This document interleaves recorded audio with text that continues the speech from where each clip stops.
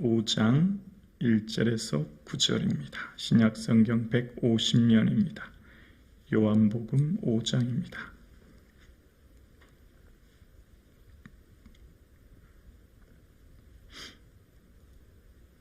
요한복음 5장 1절에서 9절 말씀, 살아계신 하나님의 말씀을 함께 고백드리겠습니다.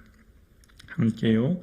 그 후에 유대인의 명절이 되어 예수께서 예루살렘에 올라가시니라.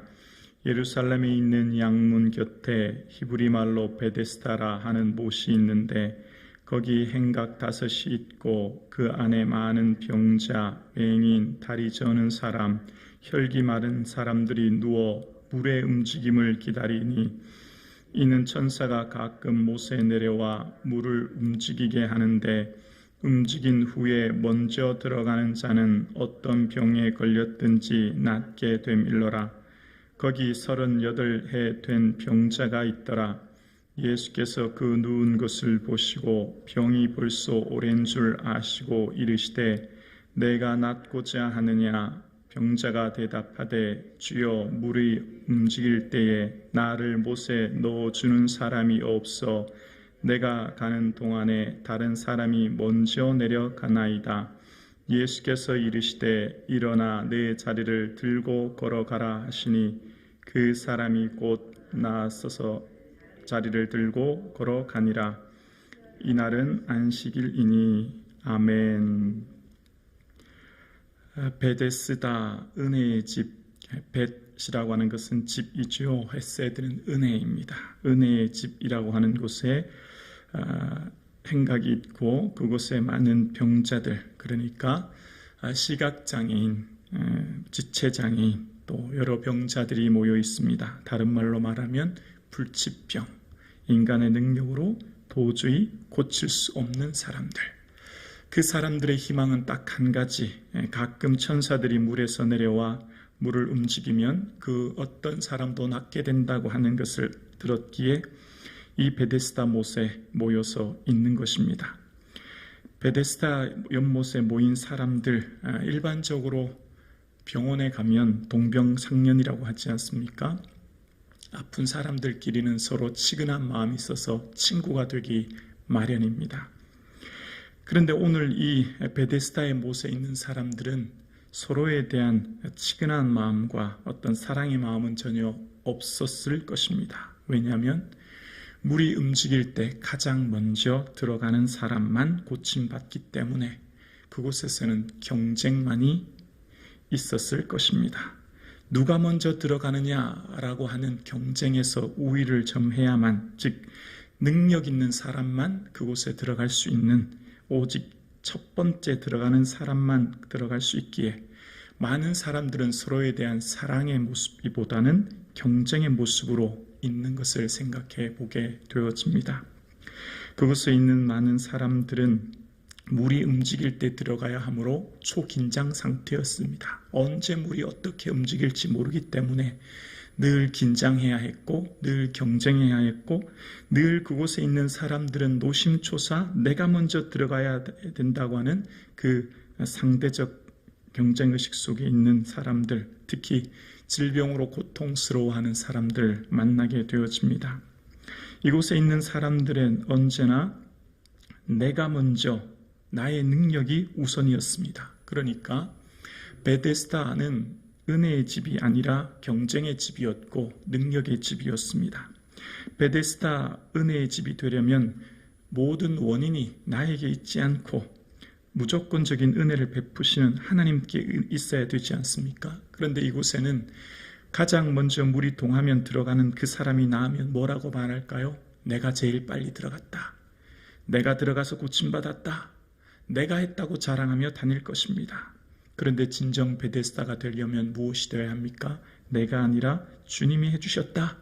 주님이 다 이루셨다 라고 해야 될 텐데 이곳은 어쩌면 은혜의 집이 아닌 것을 봅니다. 예수님 없는 곳은 결코 은혜가 이루어지지 않지요. 예수님이 계셔야만 그 어떤 공동체도 은혜가 됨을 알 수 있습니다. 그런데 그곳에 있는 한 사람, 바로 38년 된 병자를 소개하고 있습니다. 여러분, 끔찍합니다. 병의 무게로 보아 인생의 아픔이 느껴집니다. 어떻게 견뎠을까? 38일도 아니고 3년 8개월도 아니라 38년이라면 어쩌면 인생 전체일 텐데 이 사람은 어떻게 그 인생의 무게를 견뎠을까? 긴 병에 효자 없다고 그 주위에 많은 가족들이 떠나지는 않았을까? 많은 사람들이 인생의 고통, 절망 앞에 스스로 삶을 포기하기 마련인데 이 사람은 어떻게 그 긴 세월 삶의 고통 앞에 그것을 견뎌낼 수 있었을까를 생각해 보게 되었습니다. 더욱이 예수님께서 그가 누운 것을 보시고 라고 하는 표현 속에 이 사람은 선천적인 장애가 있든 후천적인 장애가 있든 어쨌든 몸의 마비로 인하여 몸을 움직일 수 없는 상태였다면, 누워서 모든 것을 해결해야 했다면 그는 누군가의 도움 없이는 살아갈 수 없었을 것이고 그는 눈물의 인생이었음을 추측해 보게 되었습니다. 내가 왜 이렇게 살아야만 하나? 내 인생은 왜 이렇나? 내가 무엇하려고 무슨 죄가 있어서 내가 이렇게 되었나? 라고 하는 그 마음의 원망도 있었을 것임을 보게 되었습니다. 그런데 예수님께서는 그에게 찾아와서 하시는 말씀이 내가 낫고자 하느냐라고 질문하십니다. 이것보다 더 바보 같은 질문이 어디 있습니까? 병원에 온 사람에게 의사가 당신 치료받으러 왔습니까? 라고 말하는 것과 똑같은 것 아니겠습니까? 당연히 나으러 왔지요. 어떻게 38년 된 병자에게 내가 낫고자 하느냐라고 예수님은 질문할 수 있단 말입니까? 어떻게 이런 바보 같은, 어떻게 이렇게 상처되는 말을 예수님은 할 수 있단 말입니까? 간절히 바라고 원하는 것이 38년 동안 딱 한 가지, 자신의 병 낫는 것 외에 무엇이 있단 말입니까? 그런데 예수님께서 이 말을 하신 이유를 보면 그 다음 절 9절에 그의 대답을 통해 알 수 있는 것 한 가지가 있습니다. 바로 38년 된 병자의 마음속에 있는 원망과 포기의 마음입니다. 예수님께서는 38년 된 병자의 마음속에 들어있는 원망과 포기의 마음을 들추어내십니다. 7절에 보면 주여 물이 움직일 때 나를 못에 넣어주는 사람이 없어 내가 내려가는 동안에 다른 사람이 먼저 내려가나이다. 원망만 가득히 합니다. 지금 38년 된 병자의 마음속에는 타인에 대한 원망이 가득 차 있습니다. 내가 온 지 벌써 38년이나 되었는데 사람들은 나보다 늦게 온 사람들이 다 고침받는 것을 봅니다. 그러니까 1년에 한 번 물이 동했다면 38번일 것이고 1년에 2번 물이 동했으면 76번일 것이고 1년에 3번 물이 동했다면 114번입니다. 이런 식으로 생각해 본다면 이미 수십 번, 수백 번 물이 동했을 것이고 38년 된 병자는 자신보다 늦게 온 사람들이 수십, 수백 명이 고침받은 것을 보면서 나는 왜 안 되는가? 나보다 늦게 온 저 사람들은 왜 고침받는가? 내가 고침받지 못하는 것은 다 저 사람들 때문이야. 내가 이렇게 오랜 세월 누워있는데 어느 누구도 내게 자비를, 긍휼을 베풀지 않는구나. 다 자기들만 생각하는구나 라고 하는 원망 말입니다. 그리고 이렇게 오랜 시간 병이 되어 있어 보니 그 마음에는 이미 체념의 마음, 자포자기의 마음이 가득한 것입니다. 병을 대한 고침의 마음보다는 이미 나는 글렀어. 내 인생은 이미 여기서 할 수 없어 라고 하는 포기의 마음 말입니다. 38년 된 병자의 마음속에는 나는 고침받을 수 있어. 나는 물이 동하면 내가 내려가서 고침받을 수 있어 라고 하는 희망보다는 어쩌면 타인에 대한 원망과 자포자기에 대한 체념으로 가득 차 있는 그 마음을 예수님께서는 들추어내시는 거죠. 내가 정말 낫고자 거기 누워있는 거냐? 내 마음을 한번 들여다보라는 것이죠. 만약 38년 된 병자를 예수님께서 고쳐주셨다면 이 38년 된 병자가 뭐라고 할까요? 내가 누워있는데 예수님이란 분이 나를 도와주셔서 내가 고침받았어. 내가 이렇게 고침받아서 건강하게 되었어. 내가 주어일 것입니다. 우리의 믿음은 예수님이 나를 도와주셔서 내가 뭘 이루는 게 아니에요. 우리의 믿음은 내가 열심히 노력하고 열심히 기도하고 열심히 애를 써서 내가 노력해서 예수님이 나를 도와주시는 게 믿음이 아니라 나는 아무것도 할 수 없고 나는 무능하고 나는 어리석은데 나는 전적으로 할 수 있는 것이 아무것도 없는데 예수님이 나를 인도하셨고 예수님이 나를 이끄셨고 예수님이 나의 기도를 들어주셨어. 그것이 바로 믿음인 것이죠. 예수님이 나를 도와주셔서 그러니까 예수님이 나를 통해서 뭔가를 소원을 이루고 예수님을 통해서 뭔가를 성취하고 예수님을 통해서 뭔가를 이루는 것이 믿음이 아니라 예수님 그 자체가 내게 기쁨이요. 예수님 자체가 내게 소망이요. 예수님 자체가 내게 자랑이 되는 삶. 그것이 믿음인 줄로 믿습니다. 이 땅의 많은 사람들은 예수님을 통해서 뭔가를 이루고 뭔가를 성취하고 뭔가 성공했다라고 말하지만 예수님이 날 도와주셔서 내가 뭘 이루었다가 아니라 예수님이 내게 기쁨이요, 예수님이 내게 자랑이요, 예수님이 내게 소망되는 저와 여러분의 인생 되어지기를 주의 이름으로 축원합니다. 38년 동안 병에 앓아 누워있는 이 사람은 예수님이 소망이요, 예수님이 기쁨인 것을 예수님께서 이제 가르쳐 주시는 거예요. 지금 이 사람은 누가 나를 못에 넣어주는 사람이 없어라고 말하죠.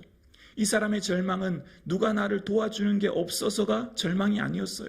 이 사람의 절망은 무엇이 없어, 누가 나를 도와주는 사람이 없어가 아니라 예수님이 없어서 절망이었어요. 예수님이 없어서 원망이 가득했고 예수님이 없어서 자포자기의 마음이 가득했던 것이죠. 나를 못에 넣어주는 사람이 없어서 문제가 아니라 예수님이 없어서 문제였던 거예요. 인생의 모든 문제는 무엇이 없어서 문제가 아니에요. 조건이, 환경이 없어서가 아니에요. 나를 도와주는 사람이 없고 나는 나의 삶에 이런 조건이 없어서가 문제가 아니라 우리 인생의 진정한 문제는 예수님이 없어서, 예수님이 나를 도와주시고 붙드심에도 불구하고 그걸 바라보지 못하는 것이 인생의 문제인 줄로 믿습니다. 오늘 본문에 보면 일어나 내 자리를 들고 걸어가라 라고 하시니 그 사람이 곧 일어나 자리를 들고 걸어갑니다. 오늘 본문의 예수님은 갈릴리 가나에서 먼 길을 여행하여 이 예루살렘까지 올라오셨습니다. 왜 오셨을까요? 왜 갈릴리 가나에서 먼 길을 한 걸음에 달려와 이 베데스다 양무 곁 베데스다에 오셨을까요? 바로 이 사람 때문에 오신 거예요. 38년이란 긴 세월 고통 속에 있는 이 사람 고치려고 오신 거예요. 오늘 이 사람이 한 게 뭐가 있나요? 아무것도 없어요. 어디든 보세요. 복음서에 어디든 내 믿음이 너를 구원하였다, 내 믿음대로 될지어다라고 말씀하시지만 오늘 38년 된 병자는 그가 한 것이 아무것도 없어요. 심지어 믿음마저도 없어요. 38년 된 병자는 그저 원망과 불평으로 찬양하여 앉아있는 것 뿐이었어요. 그런데 예수님은 이곳에 오셨지요. 누구 때문에 오시나요? 시각장애인도 있었고 육체의 질고를 가진 선천적인 장애를 가진 사람들도 있었고 많은 사람들이 있었다고 이야기합니다. 수십 명인지 수백 명인지는 알 수 없으나 베데스다 연못에는 아마 수많은 환자들이 누워 있었을 거예요. 근데 예수님은 그 많은 환자들 중에 누구를 고치셨나요? 이 38년 된 병자를 고치신 거예요. 이 사람을 위해 오신 거죠. 이 사람이 한 것이라고는 아무것도 없어요. 그것이 바로 은혜입니다. 그래서 은혜의 집이 되는 거예요. 우리가 왜 구원받았나요? 내가 열심히 기도해서, 내가 열심히 봉사해서, 내가 열심히 노력해서? 아니에요. 전적인 은혜죠. 예수 그리스도의 십자가 보혈로 내가 구원받았고 기도도 내가 하는 건가요? 아니에요. 주님이 건강 주셨고 주님이 금보다 더 귀한 믿음 내게 주셨기에 내가 주의 전에 나올 수 있는 것이고, 알고 보면 내가 할 수 있는 것은 전적으로 없어요. 100% 주님께서 하신 줄로 믿습니다. 우리의 믿음은 내가 한 것이 없어요. 전적으로 주의 은혜인 거예요. 마치 38년 된 병자가 그가 한 것이라고는 아무것도 없이 그저 원망하며 자포자기하며 앉아있을 때 주님께서는 그 먼 갈릴리 가나에서 이곳 예루살렘에 올라오셔서 그 누구보다도 38년이라고는 오랜 병의 아픔을, 눈물을, 고통을 보신 주님께서 그를 위해 치유해 주셨던 것처럼 오늘 저와 여러분의 눈물과 통곡, 아픔은 주님께서 보고 계신 줄로 믿습니다. 어느 누구도 알지 못하고 홀로 눈물 흘리는 그 아픔을 주님께서는 아시고, 내 능력, 내 힘 부족해도 괜찮아요. 내가 뭔가 부족해도 전혀 상관없어요. 예수님은 그것 때문에 고쳐주시고 응답해 주시고 구원해 주시고 위로해 주시는 분이 아니라 나의 의의가 전혀 없고 내 능력이 무능하고 내가 할 수 있는 것이 아무것도 없어도 주님은 전적인 주의 은혜로 우리를 구원하여 주시고 은혜 내려주신 그 은혜를 기억할 수 있기를 주의 이름으로 축원합니다. 그래서 은혜인 거예요. 예수님 없는 곳에는 무자비한 집, 무은혜의 집이지만 예수님 오시자 이곳이 은혜의 집이 되었고 예수님 오시자 이곳이 긍휼의 집이 되었던 것입니다. 예수님 없는 곳에는 그 어떤 것으로도 은혜가 없어요. 모든 사람들은 다 계산적이에요. 어떤 사람이든 심지어 부모, 자녀, 형제, 자매끼리라도 계산적이죠. 그러나 예수님은 결코 그렇지 않아요. 전적인 사랑, 무한한 그 은혜를 예수님만 베풀어 주십니다. 그러므로 여러분, 예수님 바라보시고 예수님 의지하시고 예수님만이 내 삶의 소망임을 기억하여 예수님을 통하여 무엇을 얻기보다 예수님이 계셔서 내게 기쁨이요 자랑이 되는 그런 삶 되어질 수 있기를 주 이름으로 축원합니다.